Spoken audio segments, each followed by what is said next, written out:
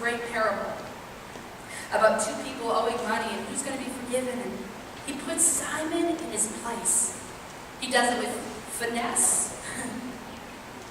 He does it subtly and kindly, but he puts Simon in his place. And he honors the woman for her act of love and extends once again to her the gift of forgiveness.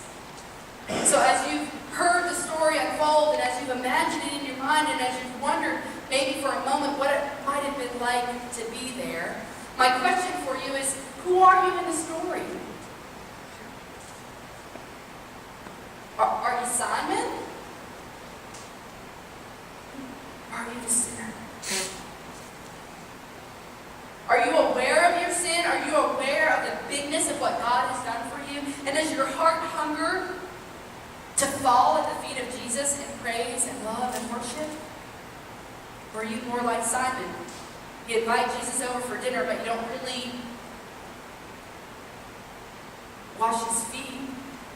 You don't really let him all the way in. Do you find yourself thinking, I know I'm a sinner, but I'm not that bad. At least I'm not as bad as so-and-so. Or at least I didn't do this or do that. My guess is, if we're honest with ourselves, at different times of the day, and perhaps at different seasons in our lives, we are Simon, and we are the sinful woman who anointed the feet of Jesus. My heart's desire is to be more like the sinner. Not in her sin, but in her love for Jesus. In her response to what Jesus first did for her. I want to be aware of how much I need Jesus.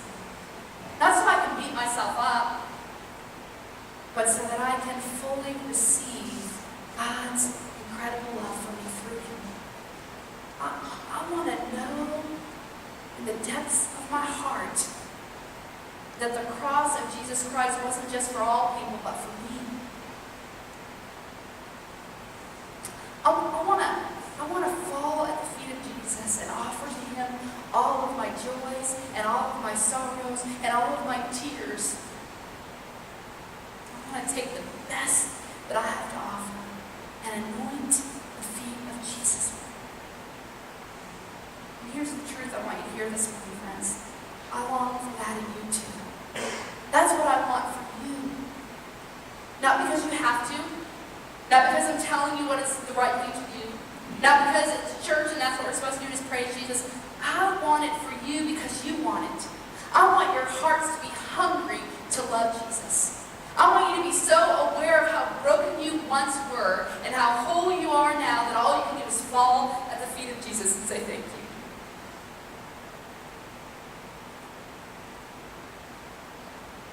I want to love and worship Jesus the way this woman did.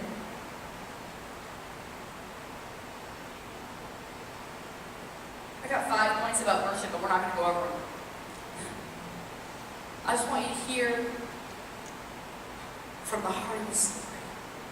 Jesus is in here today. We can't literally fall at his feet, but we can in our hearts.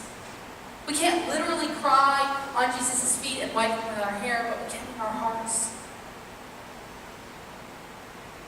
My hope and my prayer for you and for me is that we would experience the depth of Jesus' love as this woman did. And that we would respond to that love with all that we have and all that we are. Not because we have to, but because we want to.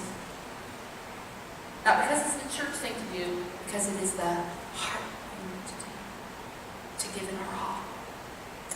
I'd like the praise team to come forward this morning, and they're going to share with you a closing song called Tears. It's based on this story of the woman who offered to Jesus her tears and all that she has. And as I'm going to have you stand and sing with them, but as we sing this song together, I hope it's your prayer too. And I hope that as you sing it, you might, for just a moment, imagine yourself falling at the feet of Jesus and worshiping him with your